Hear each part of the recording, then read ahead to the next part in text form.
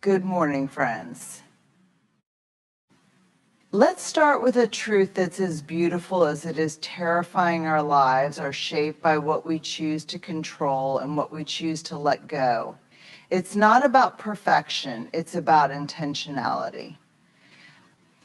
And today we're going to lean into 4 areas that are easy to ignore but profoundly transformative when we pay attention to our mouth, mind, mood, and money. Control isn't about rigid rules or shutting down our humanity. It's about showing up for ourselves in ways that honor our values and the people around us. Let's dig into this together. Let's take a moment to think about the weight of our words. Words are not just sounds or symbols, they carry power. They can heal wounds, inspire greatness, or in an instant, cut deeper than any blade. How often do we pause to think about the ripple effects of what we say? Our words can build bridges that connect us to others or create walls that isolate us. Think about the last time someone said something that left you feeling seen and valued. How did it impact you? Now consider the opposite a moment when words left you hurt, doubting yourself, or questioning your worth. This duality is the reason controlling our words matters so much. It starts with recognizing that we don't have to say everything that crosses our minds. In a heated moment, it's tempting to respond with raw emotion, but wisdom calls us to pause, to breathe, to ask ourselves 3 simple questions before speaking.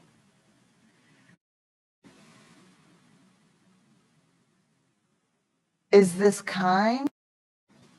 Is this true? Is this necessary? Imagine the change in your relationships if these questions became second nature. Kind words build trust. True words foster authenticity.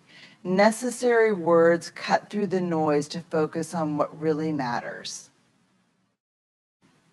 But guarding your words doesn't mean suppressing your voice. It's not about staying silent or avoiding hard conversations. It's about communicating with intention. There will be times when you need to speak truth that challenges others. The goal is not to avoid conflict, but to approach it constructively. For instance, instead of saying, "You never listen to me try," I feel unheard when I share my thoughts. One statement accuses and builds a wall. The other invites understanding and builds a bridge. And let's not overlook how words shape self-talk the way we speak to ourselves in the quiet of our own minds. Are your internal words bridges of encouragement or walls of self-doubt? The way you talk to yourself becomes the way you see yourself. So choose words that affirm your worth, your effort, and your potential. Finally, remember this: words leave a legacy. Every conversation you have, every message you send leaves an imprint. What kind of imprint do you want to leave? When you speak, imagine planting seeds. Will those seeds grow into relationships filled with trust, compassion, and mutual respect? Or will they grow into weeds of resentment and misunderstanding? You have the power to decide. Guard your words. Use them as tools to uplift, inspire, and connect. Build bridges, not walls, because in the end, our words don't just shape our conversations, they shape our lives. Your mind is like a garden, constantly growing something, whether flowers, weeds, or a mix of both. The question is, what are you planting and nurturing? What you allow to take root in your mind will eventually show up in your life. If you feed fear, self-doubt, or negativity, that's what will flourish. But if you nurture hope, resilience, and confidence, those things will shape your reality. Let's start with awareness. How often do you truly pay attention to your thoughts? Most of us go through our days without questioning the inner dialogue that runs on autopilot.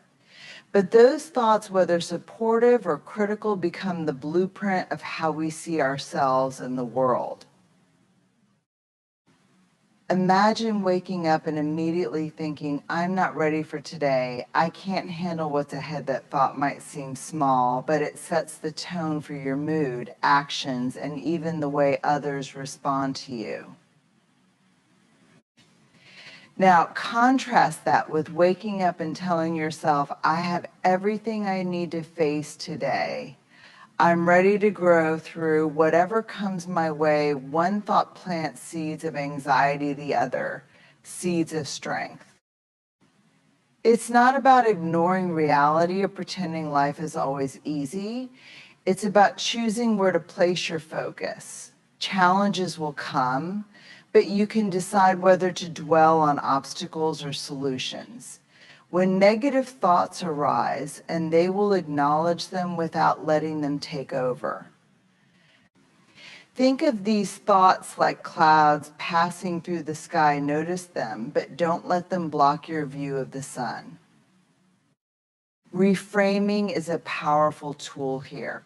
Let's say you're facing failure. Instead of thinking, I'll never succeed, you can reframe it to, this setback is teaching me something valuable. This shift doesn't deny the difficulty, but it changes how you approach it.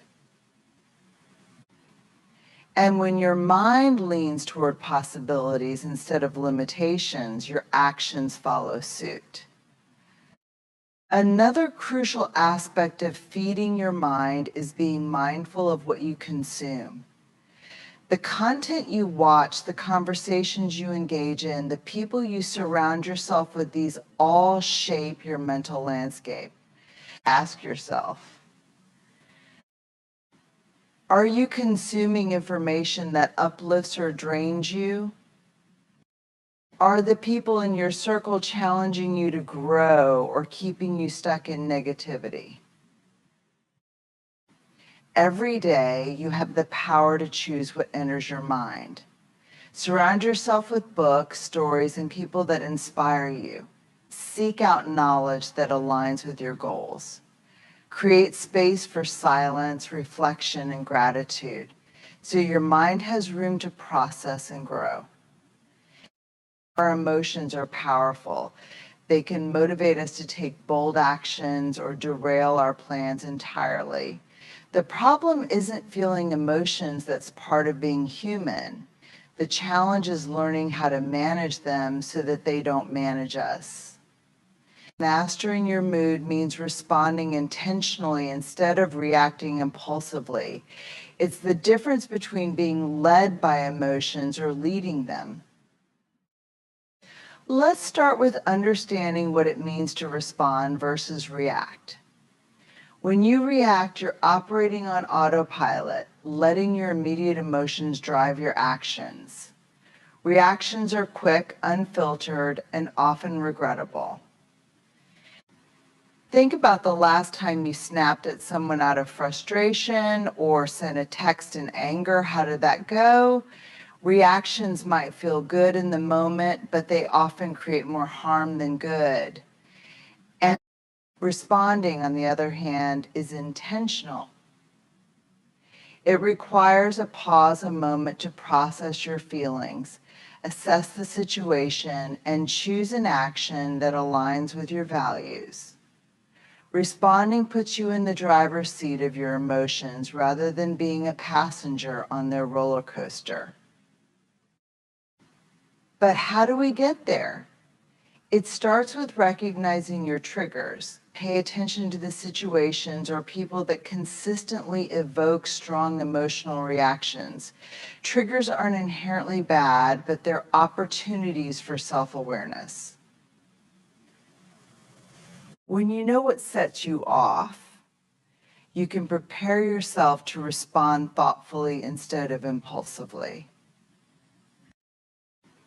Next, let's talk about the pause. That small gap between feeling an emotion and acting on it is where your power lies. It's simple, but not easy. When anger, frustration, or sadness wells up, pause. Take a deep breath. Count to 5 or 10 if you need to. This moment of stillness interrupts the cycle of reaction and gives you time to regain control. In that pause, ask yourself, what am I really feeling right now? What's the best way to handle this situation? Will my response bring me closer to the outcome I want? These questions don't take long, but they shift your focus from the heat of the moment to the bigger picture. It's also important to remember that emotions are data, not directives. They're signals, not orders. Anger might be telling you that a boundary has been crossed. Sadness might be pointing to something you've lost or need to grieve. Recognizing what your emotions are communicating helps you respond in a way that's both constructive and compassionate. And let's not forget the role of self-care in mastering your mood. When you're physically and mentally drained, emotions can feel overwhelming. Prioritize rest, exercise, and moments of joy so that your emotional reserves are full. A well-rested mind is far more equipped to respond than one running on empty. Money is more than a tool for transactions. It's a reflection of your priorities, values, and goals. How you handle money says a lot about what matters most to you. Yet, so many of us go through life without truly examining our relationship with money. We earn it, spend it, and save it, often without a clear sense of purpose or alignment. To live intentionally, you must bring your financial decisions in line with your deeper values. Let's start with the idea of alignment. Think about the things you say are important to you. Maybe it's family, personal growth, or making a difference in the world. Now look at your spending habits. Are they supporting those values or contradicting them? For example, if you say family is your top priority, but most of your money goes to things that don't bring your family together, there's a disconnect. If personal growth matters to you, are you investing in books, courses, or experiences that enrich your mind? Intentional money management begins with clarity. Ask yourself, what do I value most? What are my financial goals, short-term and long-term? Am I spending in ways that support my values and goals? Once you have clarity, the next step is creating a plan. Budgets often get a bad reputation as restrictive, but they're really about freedom, the freedom to use your money in ways that serve your purpose. A budget isn't about saying no to everything fun. It's about saying yes to what truly matters. For instance, if you want to travel more, set aside a portion of your income each month specifically for that goal. If giving back is a priority, decide how much you'll donate to causes you care about. Aligning your money with your values doesn't mean eliminating all enjoyment. It means being purposeful about how you spend so your choices reflect your intentions. Let's also talk about the emotional side of money. Money isn't just numbers, it's tied to how we feel security, fear, pride, even shame. Many of us carry unexamined beliefs about money, often rooted in childhood or past experiences. Maybe you were taught that money is scarce and should be hoarded, or perhaps you learned to spend freely without thinking about the future. These beliefs shape how you handle money today. To be intentional, you must confront these emotions and beliefs, asking yourself, does this serve me or is it holding me back? Intentional money management also means understanding the difference between wants and needs. It's easy to get swept up in the culture of consumerism, where we're constantly told to buy more to feel fulfilled. But true fulfillment doesn't come from accumulating things, it comes from knowing your spending aligns with your purpose. Before making a purchase, ask yourself, do I really need this, or is it a fleeting want? Will this bring lasting value to my life? Does this align with my long-term goals? Let's not forget the importance of saving and investing. Saving isn't about depriving yourself, it's about preparing for opportunities and challenges. When you save intentionally, you create a safety net that allows you to pursue your dreams without constant fear of financial instability. Investing takes this a step further by letting your money grow and work for you, building a future that aligns with your vision. Lastly, remember that generosity is an essential part of being intentional with money. When you give, whether to a loved one in need, a charitable cause, or your community, you align your finances with values like compassion and connection. Generosity doesn't have to be extravagant. It's about the intention behind the act, no matter the amount. Being intentional with money isn't just about dollars and cents. It's about aligning your resources with who you are and who you are and who you want to become. When your financial decisions reflect your values, money becomes more than a tool. It becomes a pathway to living a purposeful, fulfilling life.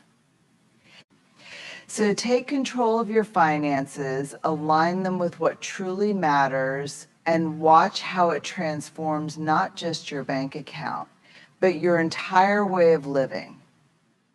Control is a powerful force. It brings structure, discipline, and focus to our lives. But control without compassion can become rigid and isolating, a barrier that disconnects us from others and even from ourselves.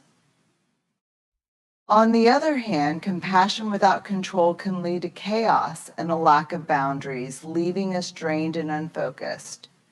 True mastery lies in balancing the two, exercising control over your actions, choices, and emotions while approaching yourself and others with kindness and understanding. Let's start by understanding what it means to control with compassion.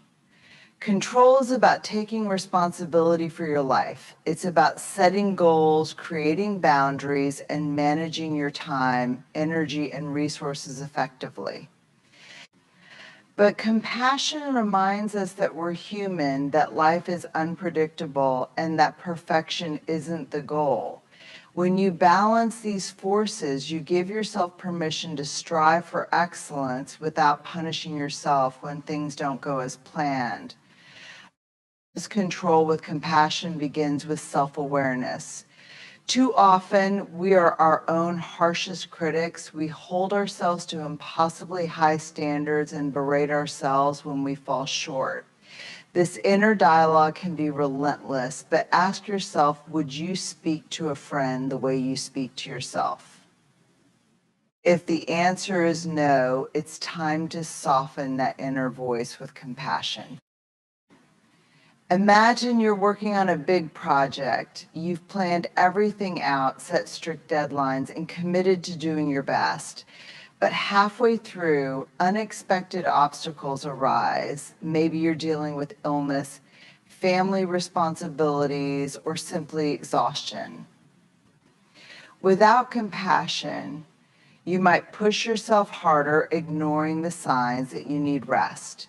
You might even spiral into negative self-talk. I'm a failure. I'll never get this right.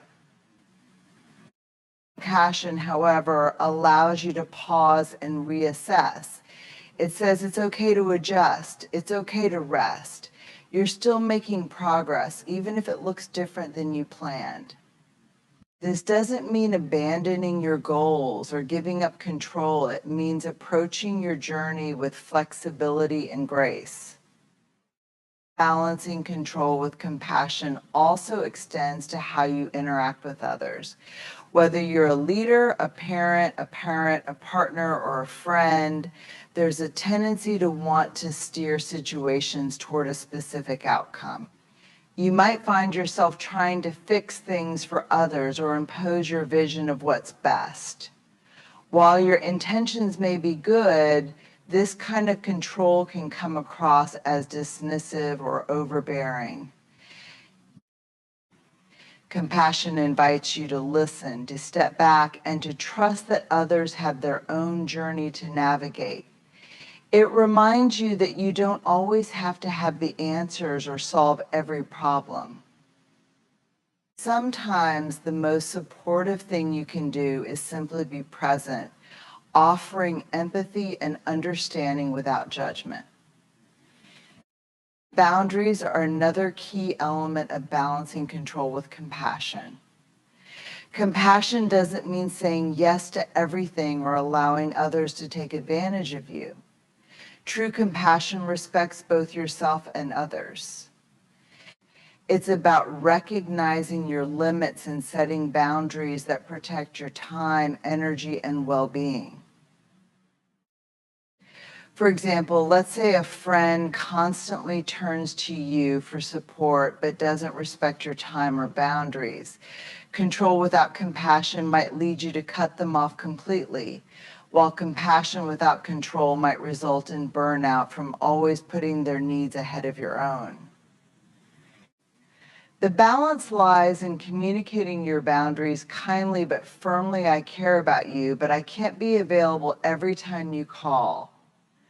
Let's set up a time to talk when I can fully be there for you. Lastly, remember that balance doesn't mean perfection. There will be times when you lean too heavily on control and other times when compassion takes over. What matters is recognizing when the scales tip and making adjustments. Balance is not a destination, it's a practice, a dance between structure and softness, strength and kindness. When you balance control with compassion, you create space for growth, connection, and resilience. You lead yourself and others with purpose, but also with understanding. And in that balance, you'll find the freedom to live a life that is both grounded and full of grace.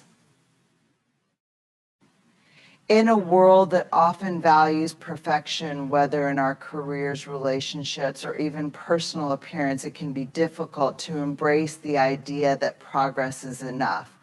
We've been conditioned to believe that anything less than flawless is a failure.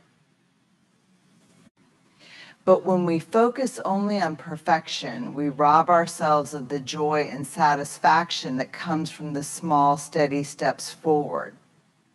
The truth is, progress is where growth lies, and it's in celebrating that progress that we unlock the path to true success. Perfectionism is a lie that we've been taught to believe. It promises that if we can just get everything right, we'll be happy, validated, or respected. It whispers that only the perfect version of ourselves is worthy of love, recognition, or success. But perfectionism is a trap. It's a moving target that always shifts, always evades. The pursuit of perfection often keeps us stuck, too afraid to take action because we fear failure or judgment. We wait for the right moment, the perfect conditions, the flawless execution. And in that waiting, time slips away. When we focus on perfection, we overlook the beauty of the process. We forget that it's the journey, not the destination, that shapes who we become. Progress, however, is something we can always celebrate. Every step forward, no matter how small, is a victory. Each time you show up, even when things don't go as planned, you are making progress. And that's where the magic happens. Celebrating progress is about shifting your mindset. Instead of measuring your worth by how close you are to an unattainable standard, start measuring it by the steps you've taken. Recognize that even the smallest advancements are significant. The 1% improvement each day, the minor adjustments, the moments of courage where you took a risk or made a choice despite your fear, these are the things that matter. Progress is evidence of growth, and growth is something worth celebrating. Take a moment to reflect, think back to where you were a year ago or even 6 months ago. How much have you learned? How much stronger are you? How much closer are you to your goals, even if you're not there yet? When you measure yourself by progress rather than perfection, you open up space to appreciate how far you've come. It's not about the finish line, it's about honoring the steps along the way. Celebrating progress also means releasing the need for external validation. Perfectionism often feeds on external approval, whether it's praise from others or comparison to peers. But when you focus on progress, you shift the validation from the outside world to within yourself. You no longer wait for someone else's stamp of approval to know that you're on the right track. Your internal compass becomes the guiding force. In fact, celebrating progress is a form of self-compassion. It's about acknowledging that you're doing the best you can with what you have, and that's enough. It's okay to acknowledge that things aren't perfect and still give yourself credit for the work, the effort, and the steps forward you've taken. You deserve to recognize that effort not because you're perfect, but because you're progressing. But how do we shift our focus to progress over perfection? One powerful way is through reflection. Take time regularly to check in with yourself and your goals. Where are you today compared to where you were last week, last month, or last year? What have you learned? What challenges have you overcome? What new skills have you developed? Celebrate those moments, big or small. Another way is through setting realistic goals. Perfectionists often set unattainable standards for themselves, which sets them up for disappointment. When you set goals that are achievable and aligned with where you are in life, you make progress more attainable. Celebrate each milestone along the way, whether it's finishing a project, hitting a fitness goal, or simply sticking to a new habit for a week.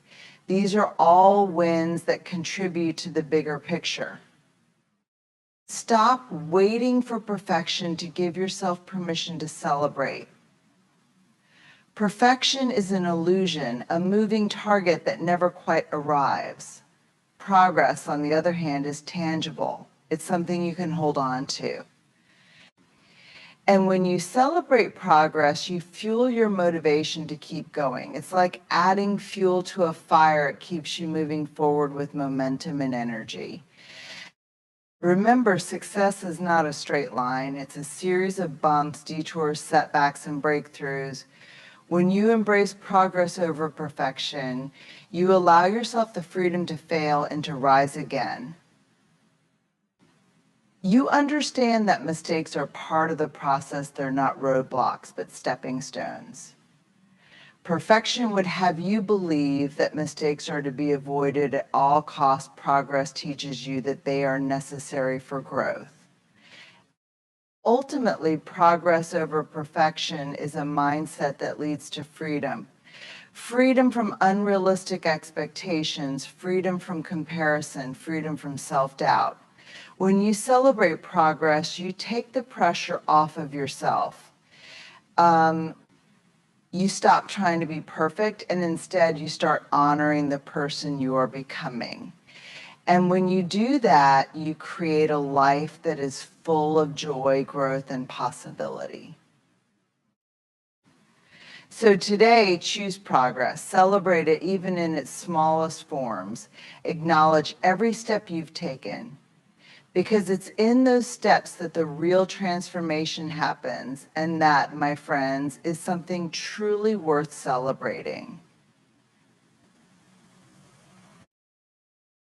In a world that often demands perfection, we must remind ourselves that true power lies not in achieving flawless results, but in the journey of growth, learning, and transformation. The key to mastering our lives, whether it's our words, our minds, our moods, or our money, is not about striving for an unattainable ideal. It's about making deliberate choices, being compassionate with ourselves, and celebrating every bit of progress along the way. We all have the ability to change our lives, but that change doesn't happen overnight. It happens step by step, moment by moment, decision by decision. Each time we choose to control our words, manage our thoughts, respond thoughtfully to our emotions, and use our resources wisely, we move closer to becoming the people we are destined to be. And when we focus on progress rather than perfection, we free ourselves from the chains of self-doubt, comparison, and fear, allowing us to live more fully, more authentically. So as you move forward from this moment, remember that you don't need to be perfect to be powerful. Celebrate every step of the journey, honor the progress you've made, and trust that each day brings you closer to your most authentic and empowered self. The beauty of life is not in perfection, but in the constant, courageous pursuit of becoming the best version of who we are. Embrace that journey, because the world needs the best version of you, not the perfect version. You are enough just as you are, and as long as you continue to grow, to learn, and to celebrate your progress, you are exactly where you need to be. Keep moving forward, one step at a time.